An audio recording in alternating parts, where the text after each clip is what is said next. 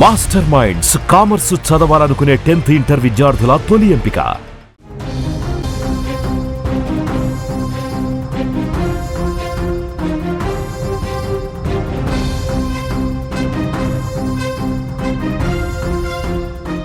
Welcome to Suman TV. నేను Vijay. So ప్రస్తుతం కోనసీమ జిల్లాలో జరిగినటువంటి ఒక సంఘటన, ఒకే మహిళ 2 ఏళ్లలో 12 మందిని పెళ్లి చేసుకోవడం, అది కూడా కోట్ల రూపాయలను మోసం చేసి పెళ్లి చేసుకోవడం, ఒకరికి తెలియకుండా మరొకరిని అలా ఈ 2 ఏళ్లలో దాదాపు డజన్కు పైగా వివాహం చేసుకునింది నీలిమ అనేటువంటి ఒక మహిళ. అయితే ఆ మహిళ మాత్రం తనకేం సంబంధం లేదు, ఒక వ్యక్తిని మాత్రమే పెళ్లి చేసుకున్నాను, ఇద్దరి మధ్య గొడవ మాత్రమే జరిగింది, కావాలని నా మీద వదంతులు ఫేక్ న్యూస్ను స్ప్రెడ్ చేస్తున్నారంటూ ఆమె మీడియా ముందుకు వచ్చి మాట్లాడింది.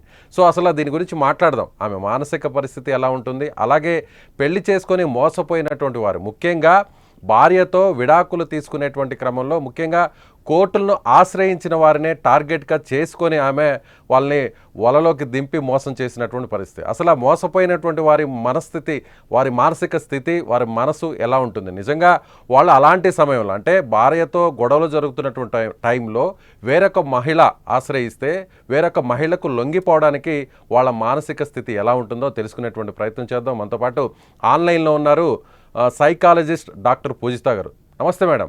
నమస్తే అండి. 12 మంది మోసపోయారు. అందులో కూడా భార్యతో గొడవలు ఉండి కోర్టుకు వచ్చి లాయర్ దగ్గరకు వచ్చి సంప్రదించిన వాళ్ళనే టార్గెట్ చేసుకొని వీళ్ళని మోసం చేసింది అనేటువంటి విషయం బయటకు వస్తుంది. నిజంగా ఆ టైంలో ఉన్నటువంటి వారు, ఆ సిచ్యువేషన్లో ఉన్నటువంటి మానసిక స్థితినే ఆమె వాళ్ళ బలహీనంగా మార్చుకుంది అనుకోవచ్చా ఈ ఇన్సిడెంట్లో? డెఫినెట్లీ అండి. ఎందుకంటే రీసెంట్గా ఈ మ్యారిటల్ డిస్ప్యూట్ లో ఉన్న వాళ్ళు లేదా కోర్టుని ఆశ్రయించిన వాళ్ళు చాలా వల్నరబుల్ గా ఉంటారు. అంటే మానసిక స్థితి ఎలా ఉంటుందంటే ఆల్రెడీ గొడవల్లో ఉంది. ఇంట్లో వాళ్ళు కూడా నాకు తెలిసి ఫ్యామిలీ ఎక్కువ సపోర్ట్ చేయకపోవచ్చు వాళ్ళ డెసిషన్ ని. అండ్ ఆల్సో సొసైటీ ఏమంటుంది అని ఒక టెన్షన్ ఉంటుంది. ఈ పెద్ద డెసిషన్ తీసుకున్నాం, సో ఈ పెద్ద డెసిషన్ ని రేపు పొద్దున మనం అనౌన్స్ చేస్తే చుట్టాలు ఏమనుకుంటారు, సొసైటీ ఏమనుకుంటుంది, నన్ను యాక్సెప్ట్ చేస్తుందా లేదా. సో ఇట్లా రకరకాల మానసిక ఆందోళన, ఆవేశం అనేది ఉంటుంది. They will be having so many demons in their head. So ఇలాంటి సమయంలో వాళ్ళకి ఎవరో ఒకళ్ళు మనస్ఫూర్తిగా మాట్లాడుకోవడానికి కావాలి. ఎవరండి ప్రేమగా మాట్లాడతారు? రిలేటివ్స్ మాట్లాడతారా? మాట్లాడరు. ఫ్రెండ్స్ చెప్తే జోక్లు వేస్తారు లేదా వదిలే అంటారు. అంతేగాని 100% ఎమోషనల్ సపోర్ట్, ఎమోషనల్ వామ్త్ ఇవ్వరు. ఇక్కడ మనకి major psychological factors, simple factors: emotional support, emotional warmth, validation. So ఈ వ్యాలిడేషన్ అనేది మన బేసిక్ హ్యూమన్ నీడ్. ఎందుకంటే ప్రతి వాళ్ళకి, మీకు కానీ నాకు కానీ ఎవరికి కానీ, మనకి ఎవరైనా మనని చూడాలి, ఎవరైనా మనని రికగ్నైజ్ చేయాలి, ఎవరైనా మనని పొగడాలి, మనని ముద్దు చేయాలి, సో ఇట్లా నాకు లవ్ యూ అని చెప్పాలి, ఐ మిస్ యూ అని చెప్పాలి. ఇట్లా అది ఒక బేసిక్, మనకి మానవులందరికీ ఉండే ఒక బేసిక్ సైకలాజికల్ నీడ్. పెళ్ళైన తర్వాత, పిల్లలు పుట్టిన తర్వాత కూడా ఇంకో పరాయి స్త్రీ నుంచి అలాంటి స్వాంతన కావాలని కోరుకునే అవకాశం ఉంటుందంటారా? అది సొసైటీ ఒప్పుకున్నా ఒప్పుకోకపోయినా వాళ్ళు ఉన్నటువంటి మానసిక స్థితి ఎలా ఉంటుంది? వెరీ బ్యూటిఫుల్ క్వశ్చన్ అండి. పిల్లలు ఉన్నారా, పిల్లలు లేరా అనేది అవాస్తవం. It is very irrelevant. So ప్రతి వాళ్ళకి కొన్ని నీడ్స్ అవి ఉంటాయి. ఇప్పుడు నో మ్యాటర్ పిల్లలు ఉన్నంత మాత్రాన వాళ్ళకి రొమాన్స్ వద్దు, వాళ్ళకి ఫిజికల్ నీడ్స్ ఉండవు అనుకోవడము మనం, అది చాలా తప్పు. It is unscientific also. So పిల్లలున్నా, ఎవరున్నా, పిల్లలకి ఎంత వయసు ఉన్నా, మహా అయితే మేబీ 50s దాటిన తర్వాత అది కొంచెం తగ్గొచ్చు లేదా ఫ్లక్చుయేట్ అవ్వచ్చు. బట్ యూజువలీ స్పీకింగ్ అందరి హ్యూమన్స్ కి psychological, physiological, emotional, mental health needs అనేవి ఉంటాయి. ఇవి మనం గుర్తించాలి. అండ్ ఇవి మన బాధ్యత సొసైటీలో నార్మలైజ్ చేయడం. అంటే సమాజంలో, అంటే పిల్లలు ఉన్నంత మాత్రాన వాళ్ళకి నీడ్స్ ఉండవు అనుకోవడం. మీరే చెప్తున్నారు, మనకి ఇక్కడ సిచ్యుయేషన్ లో వాళ్ళు ఆల్రెడీ వాళ్ళ స్పౌస్ తో, అంటే హస్బెండ్ వైఫ్ తో గొడవ అయ్యి కోర్ట్ ప్రొసీడింగ్స్ లో ఉన్నారు. సో అలాంటి టైంలో దే విల్ ఆబ్వియస్లీ మిస్ చేస్తారు కదండి ఈ emotional, psychological, physical needs. So ఈ గ్యాప్ అనేది ఎప్పుడైతే వాళ్ళు ఒక వాయిడ్ లో ఉంటారు, ఎమోషనల్ వాయిడ్ అంటాం. ఎమోషనల్ వాయిడ్ అంటే ఏం చేయాలి, ఏంటి, నాకు ఎవరు లేరు, ఇది కూడా పోతుంది అన్న ఉన్నప్పుడు ఒక వాయిడ్ ఉంటుంది, లోన్లీనెస్ ఉంటుంది. ఆ లోన్లీనెస్ ని పూడ్చుకోవడానికి ఇలా ఎవరైనా ఒక అమ్మాయి వచ్చి, ఆ అమ్మాయి అంతటా అమ్మాయే ప్రొసీడ్ అవ్వచ్చు.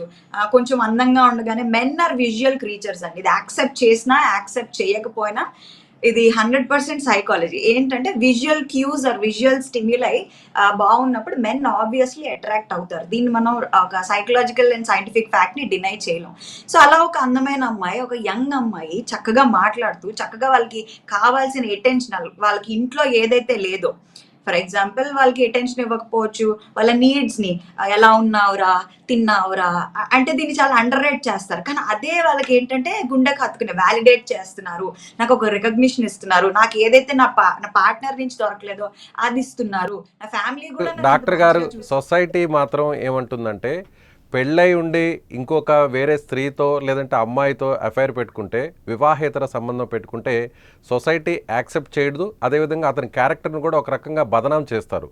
అయితే ఇక్కడ మాత్రం చూస్తే కేవలం వివాహేతర సంబంధమే కాకుండా డైరెక్ట్గా మ్యారేజ్ చేసుకున్నారు. సో ఇది ఒక రకంగా సొసైటీ యాక్సెప్ట్ చేసినట్టేనా వాళ్ళ డెసిషన్ని? సార్ నాకు ఒక క్వశ్చన్, ఇక్కడ ఐఎమ్ జస్ట్ కన్ఫ్యూజ్డ్. ఇక్కడ ఈమె టార్గెట్ చేసేది అందరినీ మ్యారిటల్ డిస్ప్యూట్స్ ఉన్న వాళ్ళని, కోర్టులో డివోర్స్ ప్రొసీడింగ్స్ ఉన్న వాళ్ళని అంటున్నారు. At the same time extra marital affair అంటున్నారు. సో నాకు కొంచెం క్లారిటీ ఇస్తారా? లైక్ వాళ్ళు డైవర్స్ ప్రొసీడింగ్స్ లో ఉన్న వాళ్ళ లేదా ఎక్స్ట్రా మ్యారిటల్ అఫేర్ పెట్టుకున్నారు? డివోర్స్ ప్రొసీడింగ్స్ ఉన్నవాళ్ళు, డైవర్స్ ప్రొసీడింగ్స్ ఉన్న వాళ్ళు డైవర్స్ తీసుకున్నాక చేసుకోవాలి, అది లీగలీ కరెక్ట్. మరి అది ప్రొసీడింగ్స్ లో ఉన్నారు, డైవర్స్ అయిపోతుంది అని చెప్పి మేబీ స్టార్ట్ చేస్తుంటే దానికి మనం ఏం చేయలేం. కానీ డైవర్స్ ప్రొసీడింగ్స్ అవుతుండగానే ఇలా ఫ్లర్ట్ చేసి వేరే అమ్మాయిని పెళ్లి చేసుకుంటే లీగలీ కరెక్ట్ కాదు, ఓన్లీ లీగల్ గా కరెక్ట్ కాదు. అది మనం మెంటల్ గా, సైకలాజికల్ గా, ఎథికల్ గా అంటే దానికి వేరే సెట్ ఆఫ్ రూల్స్ ఉంటాయి. సో డెఫినెట్లీ అయిపోతుంది అనుకున్నప్పుడు అది వాళ్ళ ఇష్టం. పెళ్లి చేసుకోవడం అనేది లీగల్ గా కరెక్ట్ కాదు. కానీ ఇందాక మీరు ఒక మాట అన్నారు, ఏమన్నారంటే ఇలాంటి డిస్ప్యూట్లో ఉన్నప్పుడు భార్య దగ్గర నుంచి, స్పౌస్ దగ్గర నుంచి ఆ స్వాంతన, వాళ్ళ దగ్గర నుంచి ఆ ఓదార్పు ఏదైతే వాళ్ళు కోల్పోతున్నారో అది వేరే అమ్మాయి కానీ వేరే మహిళ కానీ అలాంటివి చూపించినప్పుడు, మీరు అన్నారు చూడ్డానికి అట్రాక్టివ్గా ఉండేటువంటి లేడీకి జెంట్స్ ఆటోమేటిక్గా వాళ్ళ వైపు వెళ్ళిపోతారు. సో అలా వాళ్ళు కొంచెం ప్రేమగా మాట్లాడినా, కొత్తగా వాళ్ళని ప్రేమగా పిలిచినా కూడా ఇమీడియట్గా లొంగిపోతారు అంటున్నారు. కానీ అది సొసైటీ కరెక్ట్ కాదు కదా, సొసైటీ యాక్సెప్ట్ చేయదు కదా. మీరేమో చాలామందికి ఇలాంటిదే ఉంటారు, అంటే ప్రతి మగవాడికి ఇలాంటి సిచ్యువేషన్ ఉంటుంది అలాంటి టైంలో. చూడండి, ఇక్కడ 2 డిఫరెంట్ ఆస్పెక్ట్స్ ఉన్నాయి. ఒక ఆస్పెక్ట్ ఏంటి, పెళ్లి చేసుకుని పెళ్ళంతో హ్యాపీగా ఉండి ఒక మ్యారిటల్ లైఫ్ ఎంజాయ్ చేస్తున్న వాళ్ళు. సో ఈ పర్ఫెక్ట్ మ్యారిటల్ లైఫ్ లేదా పెళ్ళంతో చిన్న చిన్న ఇష్యూస్, కాన్ఫ్లిక్ట్స్ ఉంటాయి.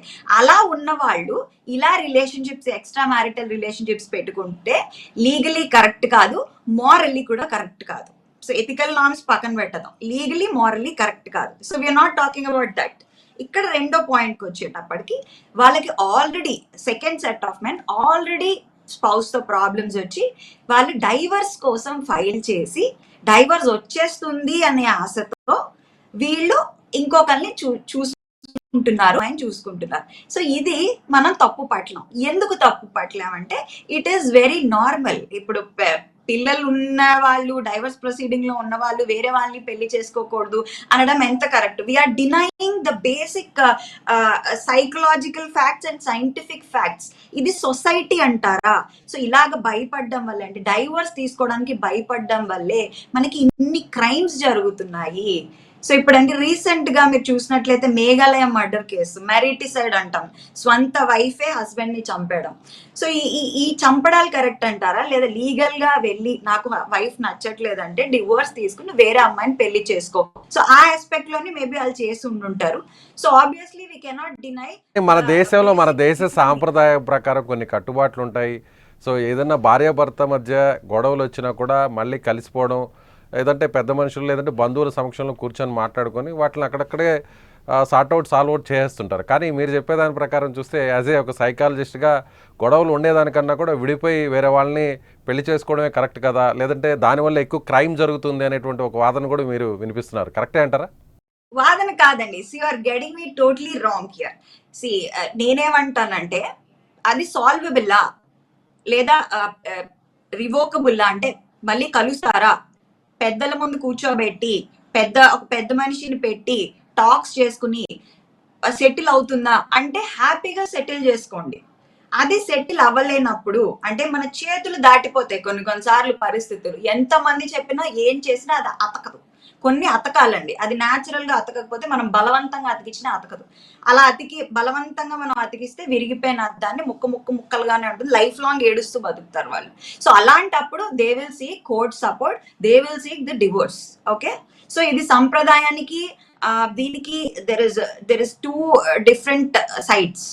సో నేను సంప్రదాయానికి గౌరవిస్తాను. ఆమె హిందూ బ్రాహ్మణ్, అది చెప్పొచ్చు చెప్పకూడదు నాకు తెలియదు. ఆమె హిందూ బ్రాహ్మణ్, నేను సంప్రదాయాలకు గౌరవిస్తాను. But at the same time మనం చేసే పని అది మనస్ఫూర్తిగా ఉండాలి, మనస్ఫూర్తిగా చేయాలి. ఇప్పుడు 24 గంటలు గొడవలు ఆడుకుంటూ వాళ్ళకి ఇంట్లో ఉంటే సొసైటీ యాక్సెప్ట్ చేస్తుంది అంటే సమాజం కోసం మనం బతుకుతున్నావా? ఆ సమాజం ఎన్నాళ్ళు ఉంటుంది మీకు? హిందూయిజం సాంప్రదాయాలు ఈజ్ డిఫరెంట్, యూ లివింగ్ పిల్లలుంటే పిల్లల కోసం, పిల్లలుంటే పిల్లల భవిష్యత్తు కోసం, కుటుంబం కోసం సర్దుకుపోవడంలో తప్పులేదంటారా? అగైన్ ఇక్కడ వాళ్ళ పర్సనాలిటీ బట్టి, వాళ్ళ యాటిట్యూడ్ బట్టి డిపెండ్ అయి ఉంటుందండి. ఇప్పుడు నాకు పిల్లలు బాగా ఇష్టం, చాలా ఇష్టం, అసలు ప్రాణం అనుకున్న వాళ్ళు ఏంటంటే పెళ్లి చేసుకోకుండా ఉండిపోతారు. విడిపోయినా సరే పెళ్లి చేసుకోకుండా సింగిల్ మదర్ సింగిల్ ఫాదర్ కింద ఉండిపోతారు. ఒకటి. రెండోది, లేదు నాకు తోడు కావాలి, నా పిల్లలు పెద్ద అయిపోయాక మళ్ళీ వాళ్ళు పెళ్లి చేసుకుంటారు, సో వాళ్ళ బరువు బాధ్యతలు నేను తీసుకుని వాళ్ళకి బాగా ఘనంగా పెళ్లి చేసి వాళ్ళకి కూడా ఒక అమ్మ లాంటి, ఒక కంపాషనేట్, ఒక నర్చరింగ్ ఫీల్ ఇస్తాను అనుకున్న వాళ్ళు చక్కగా పెళ్లి చేసుకుంటారు. రెండోది, it is completely up to the person. అది వాళ్ళ మానసిక. సో ఫైనల్ గా ఒక క్లారిటీ ఇవ్వండి డాక్టర్ గారు, ఫైనల్గా ఒక క్లారిటీ ఇవ్వండి. పర్టికులర్గా ఈ ఇష్యూలో చూస్తే ఈ విధంగా భార్యతో కొంత గొడవలుండి కోర్టు వరకు వెళ్ళి కోర్టు ప్రొసీడింగ్స్ జరుగుతున్న టైంలో వాళ్ళని టార్గెట్గా చేసుకొని వాళ్ళ దగ్గర నుంచి కొంత లక్షల రూపాయలు మోసం చేసింది అనేటువంటి వార్త బయటకు వచ్చింది. అయితే మీరు అన్నదాని ప్రకారం కూడా ఇలాంటి వాళ్ళు వేరే పరాయి స్త్రీ కానీ లేదంటే వేరే మహిళ నుంచి అలాంటి ఒక ఓదార్పుని పొందడం కోసం చాలామంది అలా లొంగిపోతుంటారు అంటారు. సో మోసం చేసే వాళ్ళకి నిజంగానే ఒకవేళ భార్యతో వద్దనుకొని విడాకులు తీసుకునేటువంటి క్రమంలో వేరే మహిళను పెళ్లి చేసుకోవాలనుకునే వాళ్ళలో ఏది పర్ఫెక్ట్ అంటారు? అంటే వీళ్ళు మోసం చేసేవాళ్ళ లేదంటే నిజమైనటువంటి ప్రేమ ఉందా లేదా అని గుర్తించడం ఎలా, తెలుసుకోవడం ఎలా అంటారు? Yeah, it is a very good question. So కొన్ని ఉంటాయండి, set of normal red flags అంటారు, red flags, green flags. So basically మనం పెళ్లి చేసుకోవాలనుకున్నప్పుడు లేదా serious boyfriend girlfriend ఉన్నప్పుడు వాళ్ళు మనకి కరెక్టా కాదా అని తెలుసుకోవాలంటే నెంబర్ 1, వాళ్ళ తాలూకా ఫ్రెండ్స్ ని మీకు పరిచయం చేశారా? Friends very important. For example ఈ అమ్మాయి ఉంది, ఈమె తాలూకా ఫ్రెండ్స్ ని అతనికి పరిచయం చేసిందా? ఆమె తాలూకా ఫ్రెండ్స్ ఇతనికి తెలుసా? మూడోది, ఈమె తాలూకా ఫ్యామిలీని కలిశాడా అతను? ఈమె తాలూకా ఫ్యామిలీ బ్యాక్గ్రౌండ్ తెలుసా? అసలు ఈమె తాలూకా ఫ్యామిలీ మెంబర్స్ ఎవరు? అసలు ఈమె ఫ్యామిలీ ఇంటికి వెళ్ళారా? ఇలాంటి ఆస్పెక్ట్స్ చాలా ఇంపార్టెంట్.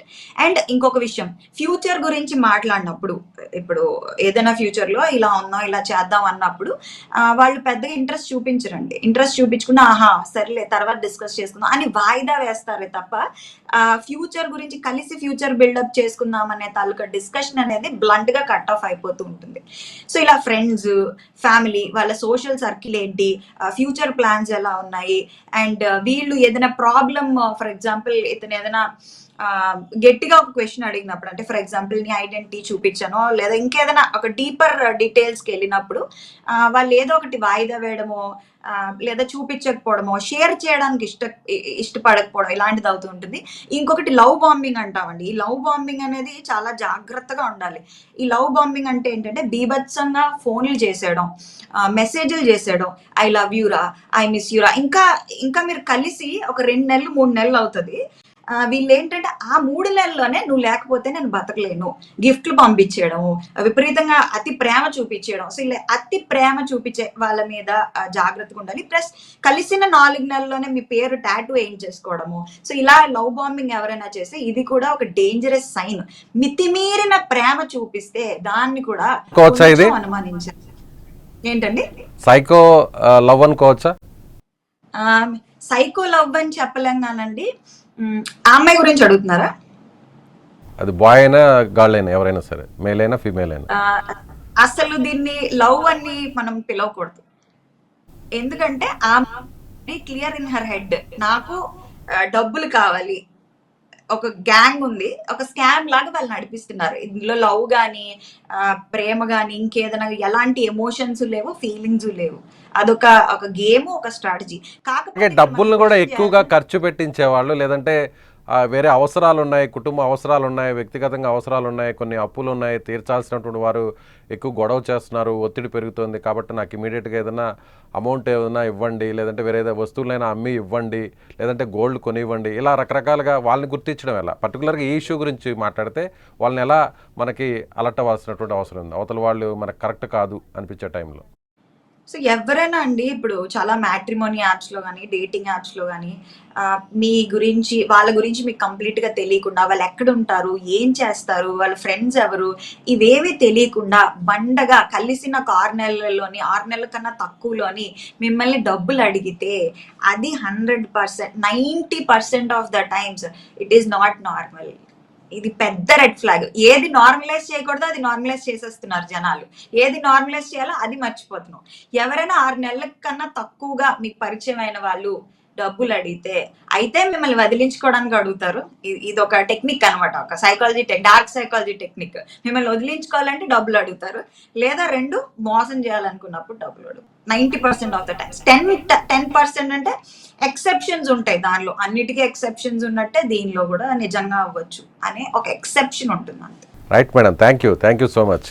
సో ఇది డాక్టర్ పూజిత గారు, సైకాలజిస్ట్ డాక్టర్ పూజిత గారు చెప్తున్నట్టుగా, ఒకవేళ భార్యతో లేదంటే భర్తతో గొడవలు ఉన్నటువంటి క్రమంలో కోర్టుకు అప్రోచ్ అయిన వాళ్ళు, లాయర్ల దగ్గరకు వెళ్ళిన వాళ్ళు, వాళ్ళనే టార్గెట్ చేసుకొని ఇలాంటి మహిళలు, లేదంటే కొంతమంది ఇలా టార్గెట్ చేసుకొని వాళ్ళ దగ్గర నుంచి డబ్బులు గుంజుకున్నాక పెళ్ళి అనేటువంటి పేరుతో మోసం చేసి అక్కడి నుంచి పారిపోతున్నటువంటి ఉదంతాలు బయటపడుతూనే ఉన్నాయి. సో ఎవరైనా సరే, మగవారైనా సరే, ఆడవారైనా సరే, ఇలాంటి ఇష్యూని ఒక ఎగ్జాంపుల్గా తీసుకొని ఎవరైనా అంటే భర్తతో కానీ భార్యతో కానీ గొడవలు ఉన్నటువంటి క్రమంలో, విడిపోయేటువంటి క్రమంలో వేరే మహిళతో లేదంటే వేరే వ్యక్తితో పరిచయం ఏర్పడిన తర్వాత ఎలా అలర్ట్గా ఉండాలి అనేటువంటి విషయాన్ని డాక్టర్ పూజిత గారు చాలా చక్కగా వివరించారు. సో మీరేమనుకుంటున్నారు ఈ ఇష్యూ మీద, అలాగే మీ గతంలో జరిగినటువంటి అనేక ఇష్యూస్ మీద మీ అభిప్రాయాన్ని కామెంట్ రూపంలో తెలియచేయండి. Thank you so much.